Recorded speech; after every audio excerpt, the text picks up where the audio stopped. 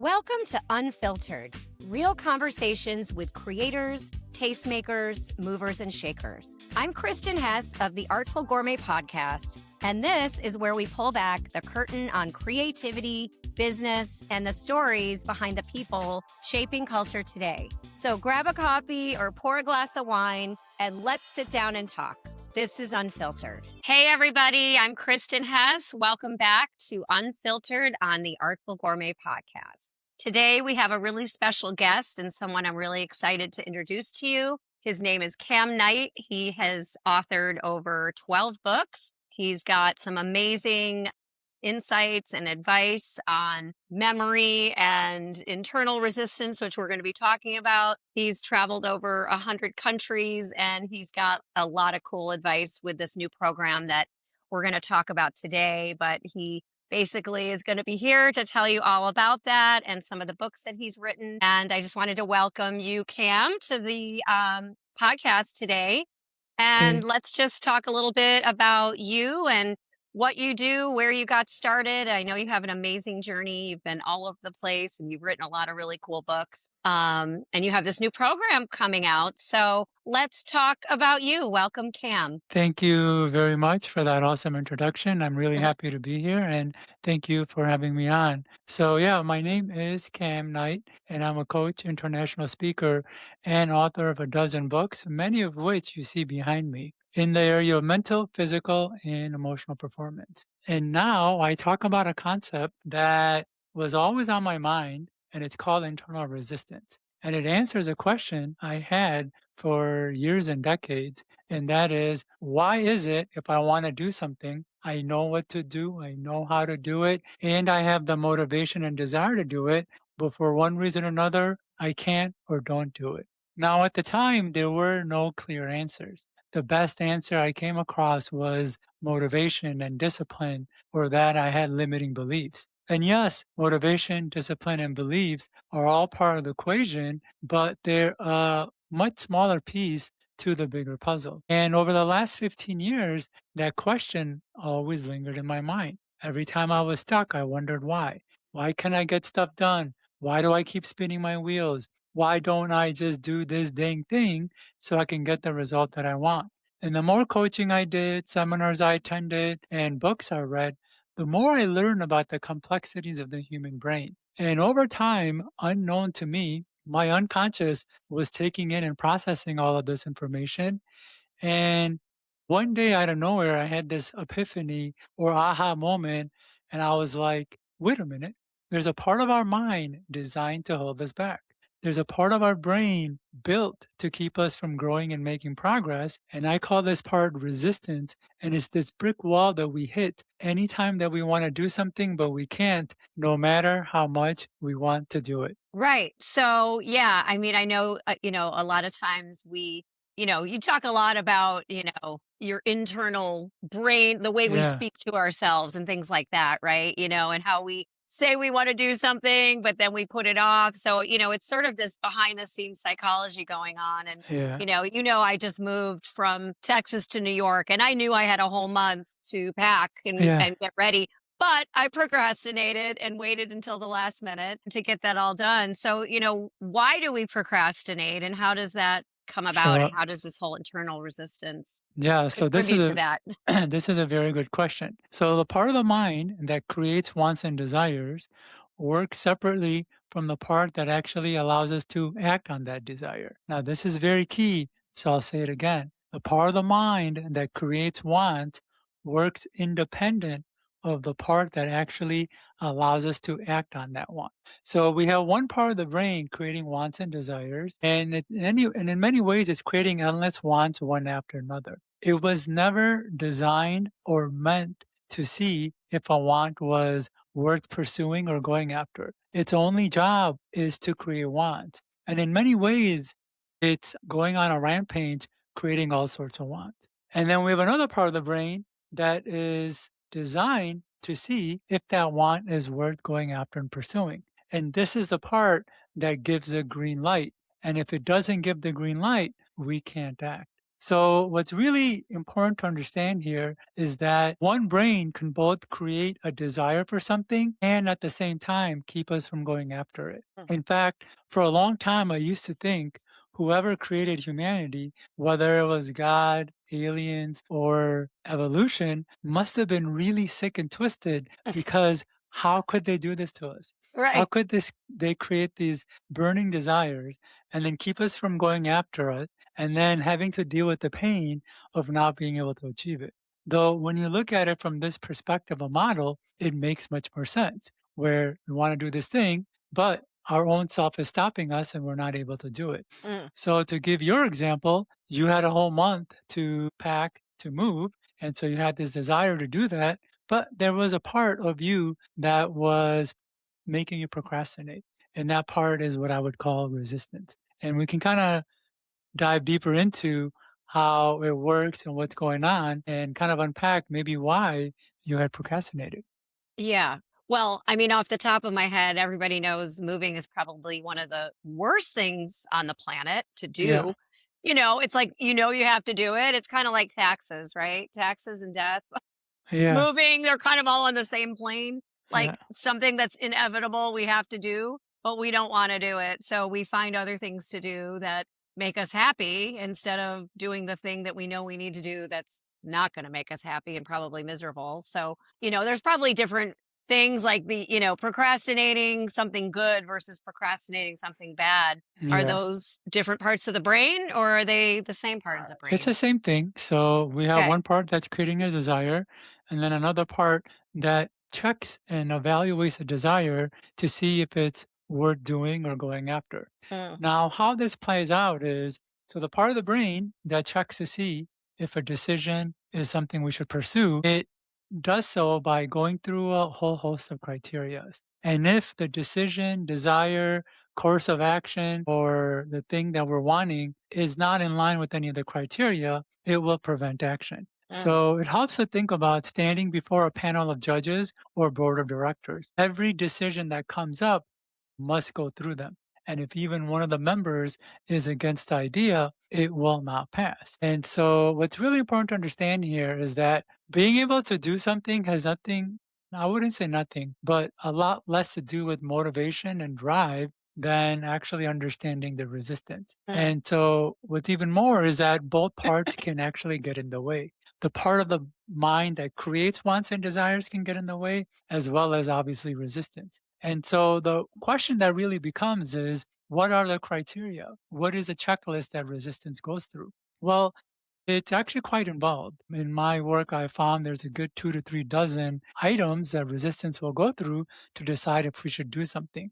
And I'll Mhm. list off a few of them really quickly, and then we can go Sure. deeper into either one or talk about some other types of resistance. So the first comes down to beliefs. If we don't believe something is possible, of course, resistance will stop us. And beliefs come down into two forms. If we think something's not possible for us or not possible in general, meaning we might think something is possible, we could see other people doing it, but then we might not think it's possible for us.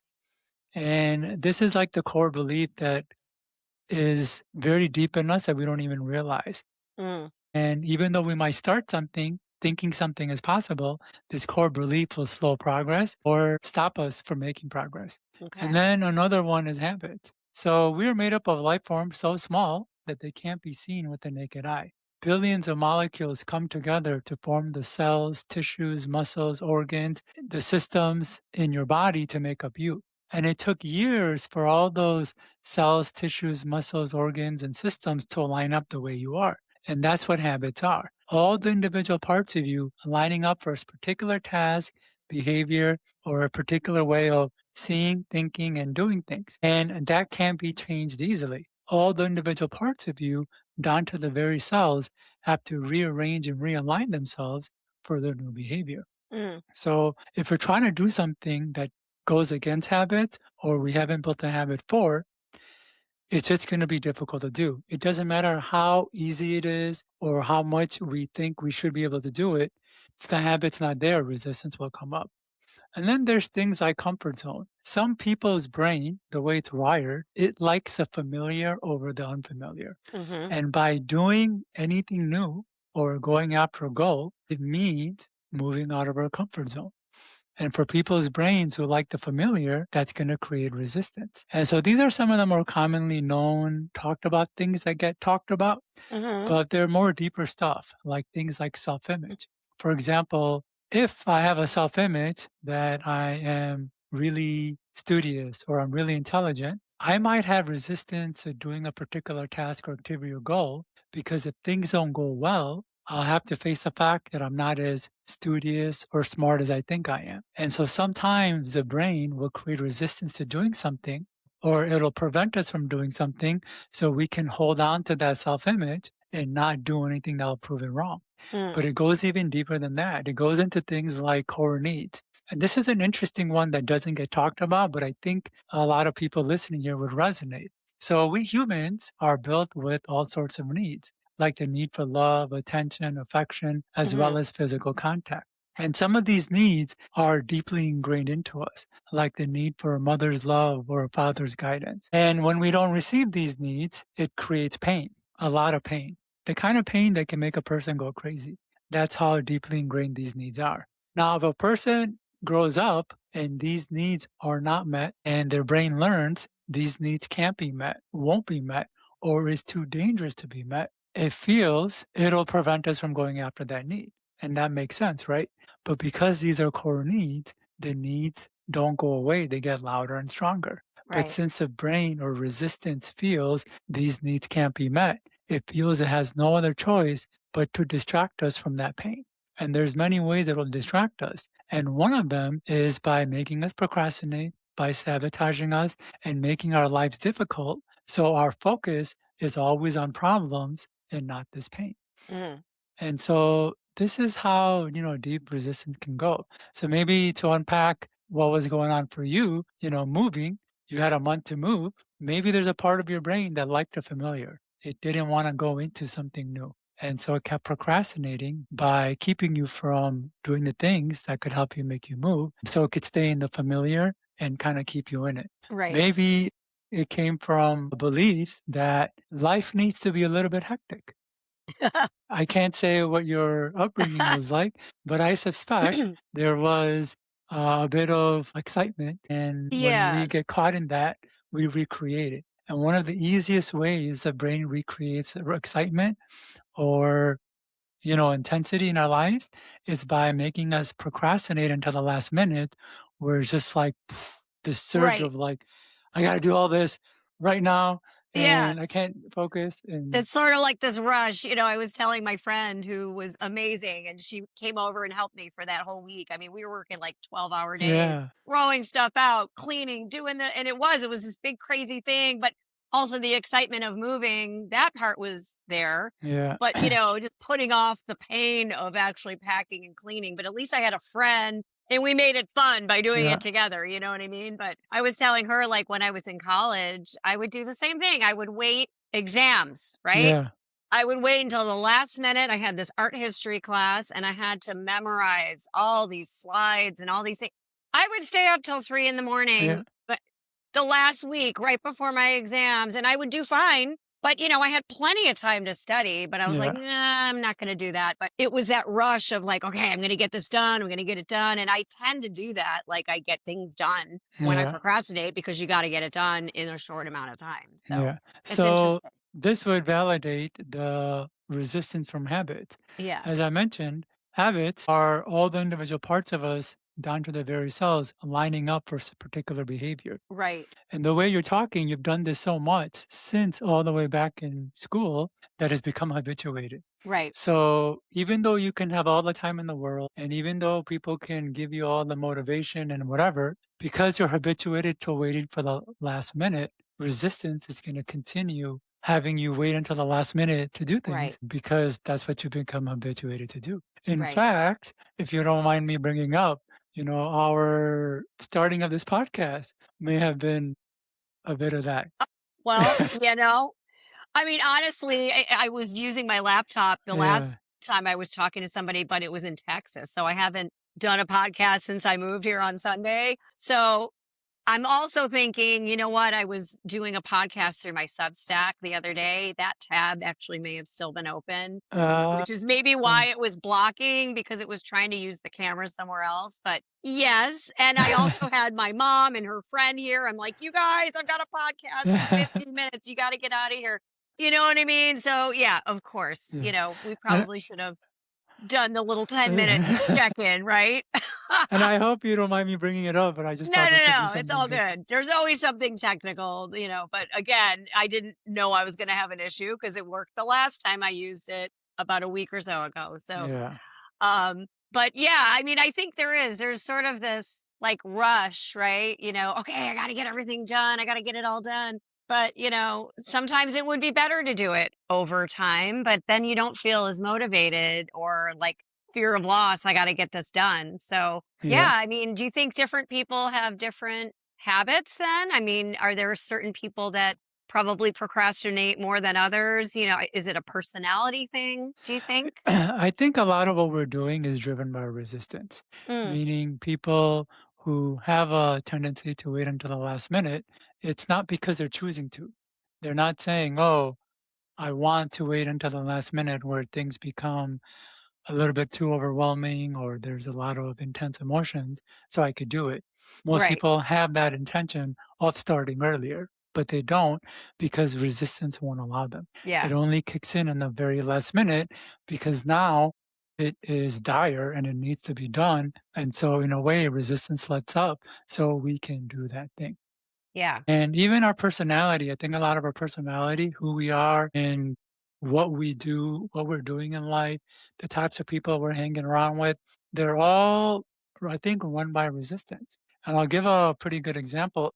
So, another reason for resistance, remember I talked about the checklist and I said there is beliefs, habits, comfort zones, self image, Mm, core pains. Well, people can also be a reason for that, for why we have resistance. And what I mean by that is that we humans are pack animals. We evolved to live and survive in a pack. So right. much of our neurology evolved to make sure we stay in the pack. And as a result, we evolved with various characteristics to make sure we are staying in the pack. And one of them is we become very sensitive to the thoughts, judgments, and actions and reactions of other people. Mm, And the more sensitive a person is, the more they are affected by the thoughts, judgments, and actions and reactions of others. And that influences so much of what they do. The types of interesting. people they hang around, the types of jobs they choose. They're obviously not going to pick jobs where they have to present and be on stage because they're so affected by the thoughts and judgments of others. Right. And they're not going to be hanging around people who might be a lot more critical and, let's just say, free in their thinking because they can be so sensitive. So Right. the people they're picking, the jobs they're taking, the things that they're doing. In fact, some people are so sensitive to being around others that they can't go to the gym and work out. I know it's kind of crazy for some of us who go to the gym and enjoy Yeah. going to the gym. For them, the thought of others seeing them working out is too much. Or the Yeah. thought of seeing others, seeing them not know how to work out, or the fact that they're not healthy. There's too much going on internally. So their brain creates resistance to exercise and working out simply because it would mean being around people and they're so Yeah. sensitive to people, it prevents that particular activity and behavior. Yeah. I actually have a good friend, she's been my friend since I was like 12 and super sensitive and artistic, very creative. Yeah. But she doesn't really like to be around a lot of people. Yeah. Like if the girls, we had like a group of girls in Atlanta, we would all get together. She couldn't handle all of us being together. It was like one or two of us Yeah. together at her place. She could deal with it. But it's like she can't handle all those people. It's just something going on because she is so sensitive. I think that noise and commotion just Yeah. affects her. You know what Yeah. I mean? And I never Yeah. understood that because I'm a very outgoing person. I always felt like, hey, the more the merrier, and I'm bringing people together. No. And I love her, but I'm like, why doesn't she want to have a group? She just can't deal with it. So Yeah. is that And kind of what you're talking about there? Like, 100%. So she yeah, has resistance to hanging out with you guys or going out and doing things. Can't handle Yeah, and all the people and the talking and all of that.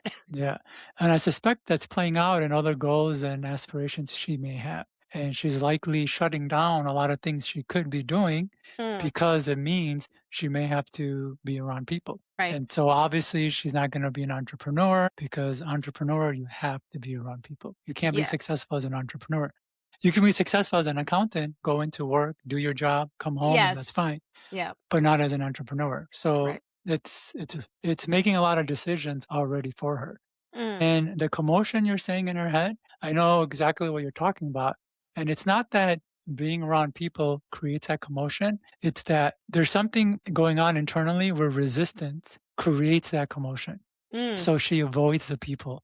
Does that Yeah. make sense? Yeah, So totally. resistance has many ways of stopping us. And this would be a good way to talk about what I call the tricks of resistance. Is that okay if I go into Yeah. that? Yeah. Sure. So if resistance stops us from doing something, it doesn't tell us it's stopping us. It doesn't say, hey, Kristen, you know this task of packing for your trip? Well, because of your habits and some of your things from the past, well, I can't let you do it or I can't let you start now.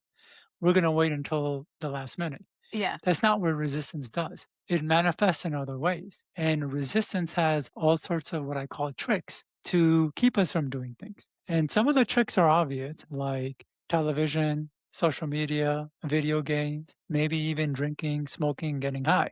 And I say those things are obvious because when we're doing them, we know we should be doing something different. But there's other tricks that are not so obvious.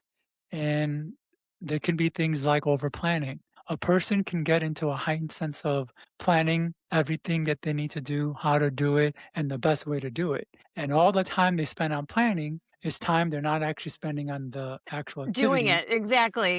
And so they're not actually making results and the tricks win. So it's a lot more sly. It can Yeah. also come down to perfectionism. A lot of people will spend all their time dotting their I's and crossing their T's to make sure everything is perfect. And all that time they spend on perfecting, it's time they're not putting that work or thing out there. And so it gives an illusion of progress when we're actually avoiding. So Right. in this case, I would say for your friend, and this is my quack psychology, so I don't want to say what is or isn't, Yeah. is resistance says people, for her, I think people equals danger or people is not something you want to be around.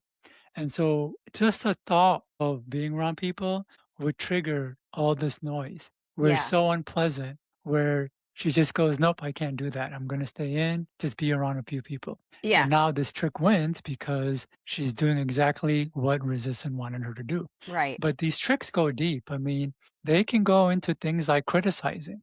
And this is a really interesting one. Have you ever seen something or someone and kind of criticize it? Like, I can't believe that person doing that, or I would never want that, things like that. I'm sure.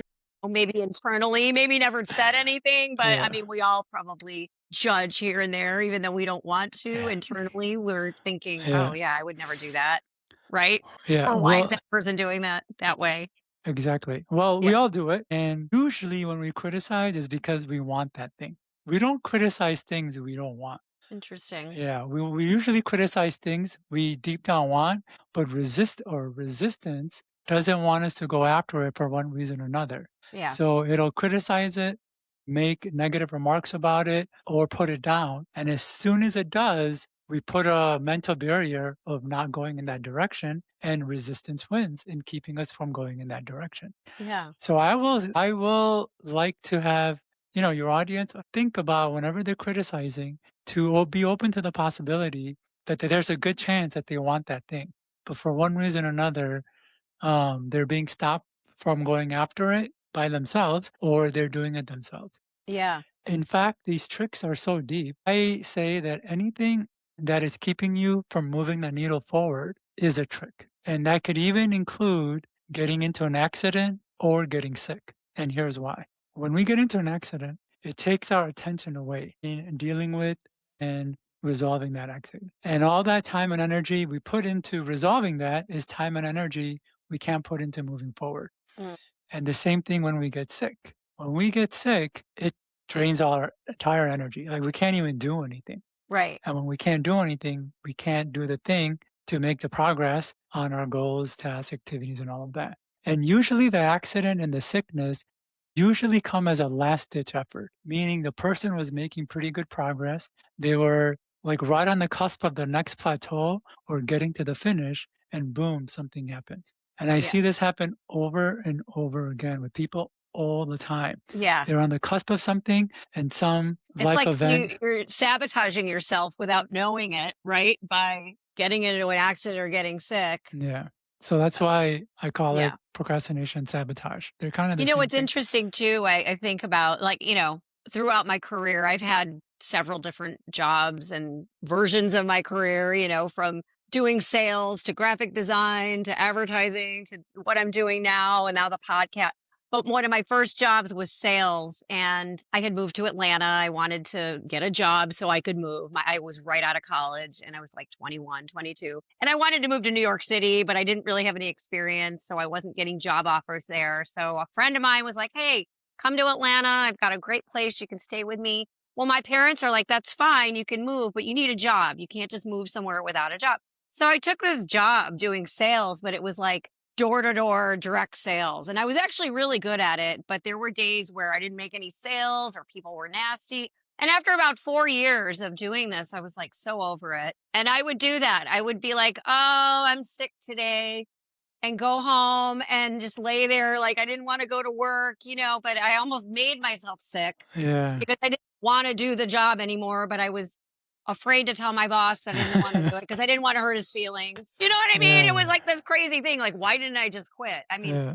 30 years later, I would just say, look, dude, it's not for me anymore. Like, Yeah. now I would do that. But back then I would, pretend or make myself sick so I didn't have to go do this job because it was like I was over it. So, It's kind of crazy how it. right?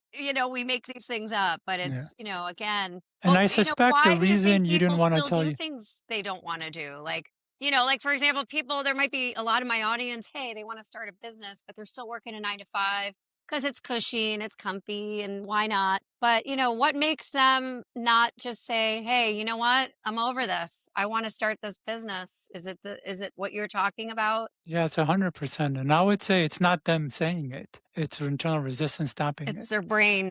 Yeah. So like they want to do the thing, like I said, they have the want and desire Yeah. to leave that job, but then resistance is saying no, and it's just keeping them in them. Mm, And even though it's annoying and painful and they want to move forward, they can't because resistance is stopping them. yeah. And again, the reasons can be multifaceted. It could be like you, where the person doesn't have the guts, I guess, to tell their boss that they want to leave. Yeah. So this is where the people aspect of People pleasing. resistance is coming up, Yes. meaning they're sensitive to what the boss is going to think. So they rather please the boss than try to do anything that might trigger negative thoughts and judgments. So that Yeah. keeps them in there. Then Right. we can go back to the comfort zone. Having a job and we're making good money, it's comfortable. Leaving to do our own thing, it puts us out of our comfort, and resistance is going to prefer comfort even if it's painful, depending on certain types of personalities and keeping them from moving forward. And then there's other criterias too that I haven't gone into, but more or less that's what's going on here. Yeah. That's interesting.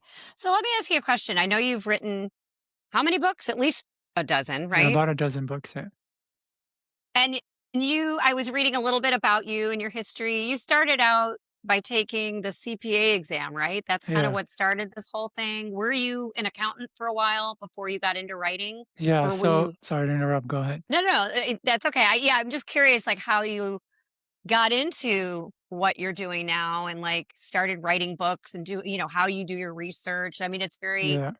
cool that you got into this. I'm just curious how you got into it and how you do your research and So got it's into writing and have become a successful author because I think that's something that maybe a lot of people would want to do too is be a writer or start doing their own research and writing books on whatever topic, but they're don't know how to get into it, right? Because yeah. it's like you don't just wake up one day and become a writer, Yeah.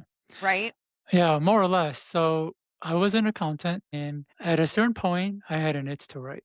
It was Mm, an overpowering itch, one I couldn't resist it. I don't know where this itch came from because I was never a writer. I didn't like writing. In fact, I sucked at writing. yeah. In school, what came natural to me was math and science. and I really enjoyed those subjects, which is Mm. why I became an accountant. But the writing English classes I did pretty bad in and took a lot of work to write, but it was an overpowering itch, one that I followed. Yeah. And I had a lot of resistance to making that transition. And my first book took over 2 years to write. Mm. And once I finished it, I didn't end up publishing it. In fact, I was so embarrassed by it, I never talked about it. And I went over 10 years, almost blocking it from my memory that I even wrote that book. Okay. So I had a lot of resistance. And the reason it took me 2 years to write that book, it shouldn't have taken 2 years. But the reason is because I had so much resistance and I wasn't even aware of it, that resistance was slowing my progress. Okay. And one of the way it would do that, it was trying to make everything so perfect. I would spend over an hour per paragraph. Yeah. And oftentimes I wouldn't even end up using that paragraph or would move it along. And there was other ways resistance was slowing my progress. Yeah. And even though I pushed through and finished the book, resistance still didn't want me to become an author, that it kept me from actually publishing my book to the point where I put it out of my mind. Right. Luckily, at the time, Amazon came out with direct publishing where a person didn't need to go through a publisher to get a Yeah. book published. And so I took that book and I took a few chapters from it and I expanded it out into their own mini books. Oh, And I okay. just threw it up there and I actually got some really good feedback. That's And great. so that gave me confidence that I knew what I was doing Yeah. or I had something worthwhile to say. But obviously, it was more about people would like what I had to say.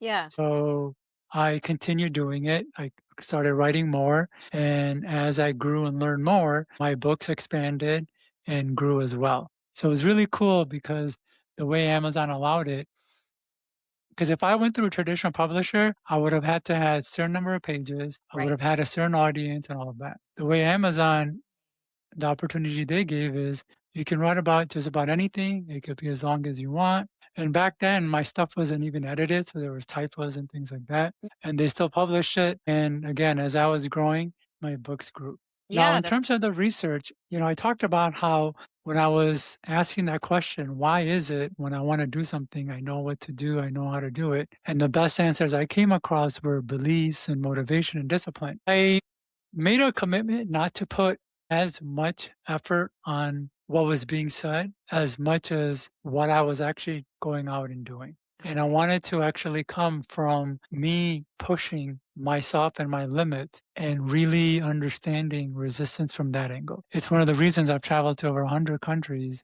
and done all sorts of activities like skydiving, snowboarding, scuba diving, dance, yoga. I mean, I've pushed my limits and done some pretty out Yeah, there you stuff. have done a lot. I know. I was looking at your bio, Like which we'll hiking. link your website and all that cool stuff at the bottom Yeah. and show notes for everybody to check out. But Yeah, like hiking the ice sheets in that's great. Greenland, the tallest mountain range in Africa, sleeping in the oldest rainforest in both Australia and Asia. Like, so really, I really, really pushed it to kind of understand really what resistance is and why it's holding me back. Yeah. And so that was, I like to say that that was more of my research than it was just reading the traditional stuff because I'll be honest, it didn't work for me. It pumped me with a lot of motivation and inspiration, and I would get really fired up to make a big change in my life. And as soon as it was time to get started, that I couldn't move, like I was almost paralyzed, Yeah. or that motivation and inspiration ended up fading, and then I was back to where I started. Yeah. So. Interesting. Yeah. I mean, I'm one of those people too. Like I've moved a lot from, New York to South Carolina to New York to Atlanta to Texas. But I like change. And I feel like, like you're talking about getting excited and trying out these things. Do you think part of that is like the adventure gives us that rush of something new? Because I know me, I get bored after a certain amount of time doing the same thing. That's why I'm not really good at a corporate 9 to 5 job. Yeah, And every time I've tried to do it, I end up going back and doing this is the third time I've started my business again yeah, because I don't know. It's just like the monotony of doing the same thing over and over.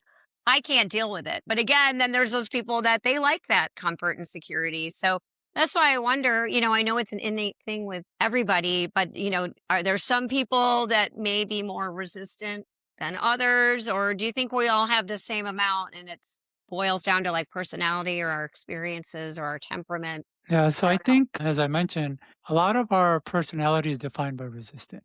So when we Mm-hmm. could say, "Oh, well, that's his personality," that doesn't really give much indication of what that actually means. It's really the resistance that's driving that personality. And earlier, I kind of talked about how that plays out. Yeah. And then earlier, I also said that both our wants and our resistance can create challenges. And we can go into a whole discussion on our wants. And I'll just talk about one of them, and that's the overactive want. Mm-hmm. And this is, well, before I go into it, I want to remind the part of the brain that creates wants is unrestrained. So it's creating wants one after another. And before we can even finish one desire, the brain is creating other wants to chase. In fact, before we can even start on one want for a lot of people, their brain is creating other wants to chase. And so if a person has an overactive wanting mechanism, they're naturally going to exhibit the personality or the traits that you're talking about. Doing something for a little bit and then jumping to another and jumping to another. And we can say that's kind of the way their brain is wired. But it can also be how resistance manifests. Remember, I had said that when resistance stops us from doing something, it doesn't tell us that it's stopping us, it uses tricks.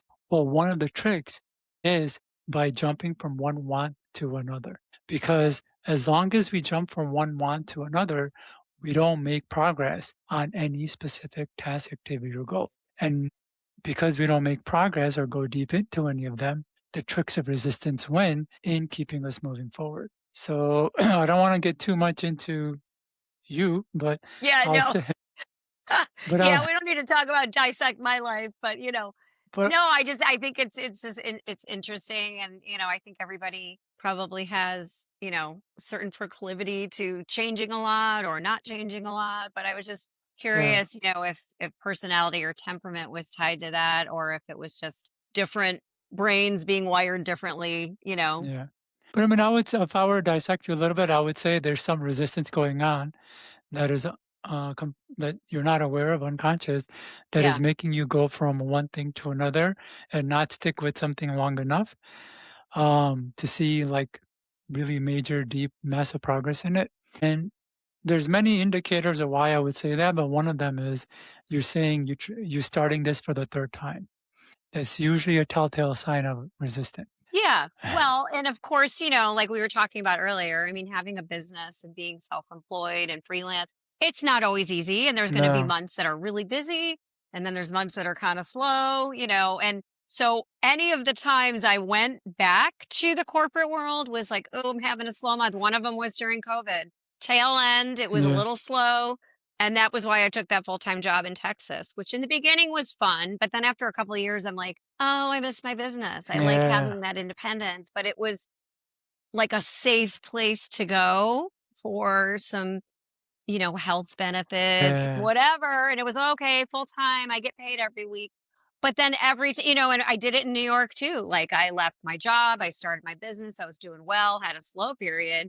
But then I took like a contract art buyer job at a big agency. And after a few months, I hated it. I'm like, I don't want to do this anymore. Why am I doing this? And it was only because I thought having the safety of a full time job would make my life better. But then I was miserable, and I'm yeah, sure there's a lot of people that do this in other ways. It may not even be job related. You might go back to a relationship or a habit that we know is not good for us or that we don't want to do, but we still go back to it because it's habit or comfortable. But, I talk about that a lot in my podcast too, just not settling and taking risks because if you just settle for what's easy and comfortable, you're not going to be happy. And I mean, I know at least for me, you end up going back to this is what I really want to do. And you have to be able to tough it out when you have the slow months or you're not getting as yeah, much business as you normally do because you know that you're going to have a big win or a bunch of wins next month. You know what I mean? yeah, So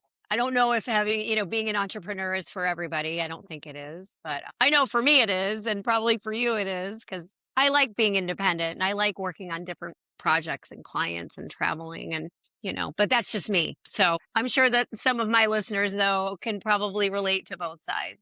yeah, for sure, for sure. So yeah, I mean, at one point you said, sticking it out when the month got slow. That could have been an option, for you to stick it out. Right. But then resistance may have been like, no, we need to go on to the next thing. And Yeah, you got the 9 to 5. So resistance plays out in very sneaky it and does. very interesting ways. So It really I do does. like to help people point that out because we think a lot of times we think we're making the decisions that we are, but it's usually something going on internally that's deciding for us Right. and convincing us that we actually made a decision when it was something unconscious. Right. Right. So, I know we're getting a little bit close to the end. I'd love for you, maybe besides your books, where they can find your books on your website Yep. and on Amazon, correct? Yep. And then the coaching program for the internal resistance, we will post a link below. I will for my listeners. And there is a special discount, right? Do you want to tell Yeah. them what that is? Yeah. So I have a program called Conquer Internal Resistance, and it's a program that I spent years putting together, and people have really enjoyed because it goes really deep into why we're not able to do what we want to do. Mm-hmm. And what we just discussed here just scratches the surface of resistance. Yeah. We talked about maybe 5 or 6 criteria of why resistance holds us back, but this program goes into even more. And we talked about maybe 3 or 4 tricks of resistance. This program goes into dozens of tricks. And we didn't really get into talking about how our own wants can create challenges for us. And this program goes really deep into that. But more Yeah. importantly, it gives very simple and actionable tips that people can use to push past resistance. The program, we're offering a 20% discount for everyone listening here. So Mm-hmm. they can enter CIR20, and there's links in the description to get that program. I think it's going to be the most important program a person takes right now, especially because times are changing and the way things are moving, it's requiring us to make shifts, do things bigger, do things different. And Right. unless we can understand resistance, all of that will be difficult to do. But when we can understand resistance, it'll be a lot easier to move through. Yeah. No, I think it's great. I mean, it's almost like having your personal psychologist, Cam, here. I love it. Actually, I will not to interrupt, but this part is good. I actually had one student who went through the course said he was a Marine and had a lot of PTSD and a lot of internal resistance issues. And he said this program was way better than seeing a therapist for sure.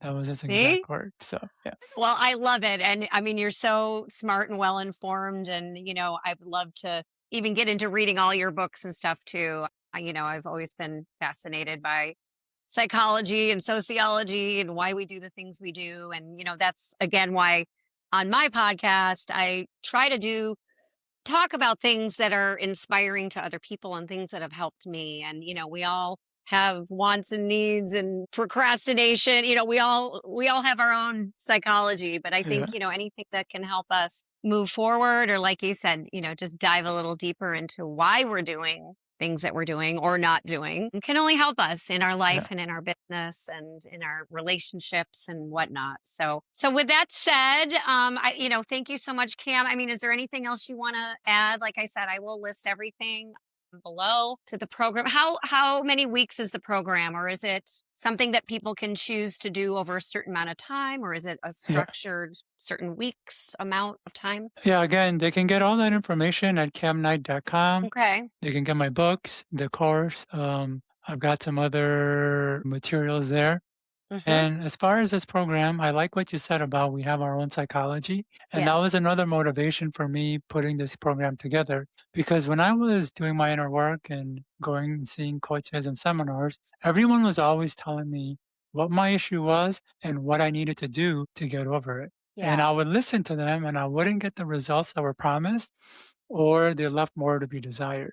And I realized if my issues are internal, why don't I just go there for the answers? Right. And this program is really designed specifically for each individuals because I have different techniques where people can uncover their own resistance. They'll see it, they'll see exactly what's going on. So Yeah. they don't have to take a bunch of advice not related to them. It'll be really specific to them. And it's a self-paced program. I'm there to support if people have Cool. questions, but they can go at their own pace. And what I recommend is just watch one video or one lesson per day, and within a month, you'll have the whole information internalized so you can start making the progress that you want. Yeah, that's cool. And then so after the program, I mean, do you offer also to people one-on-one sessions as Yes. coaching if they want to do that, or is that part of the program, or is it more like So the online program is, modules?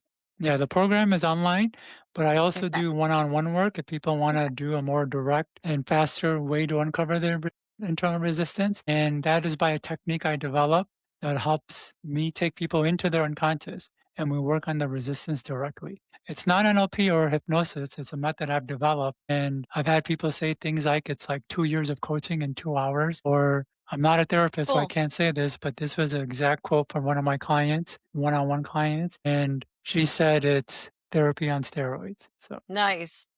yeah. Great. Well, thank you so much, Cam. And like I said, I'm going to list everything, all the links below to the books and the course and his website and all that good stuff. And, if you guys enjoyed the podcast, please leave a comment or feel free to ask questions below.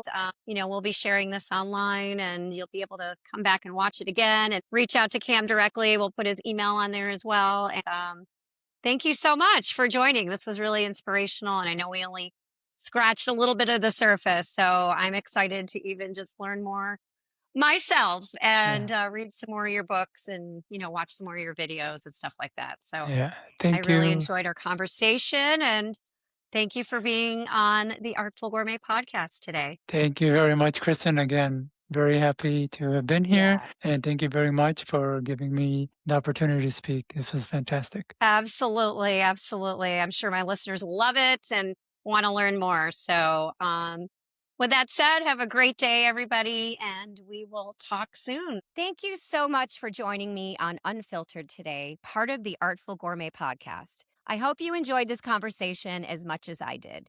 If this episode resonated with you, I'd love it if you'd share it with a friend, leave a rating or review, and make sure you're following the podcast so you don't miss any upcoming episodes. Your support helps these conversations reach more listeners who are passionate about creativity, culture, and meaningful work. I'm Kristen Hess, and I'll see you next time for another great conversation right here on Unfiltered on the Artful Gourmet Podcast. And remember, stay curious, stay creative, and keep living life a little unfiltered.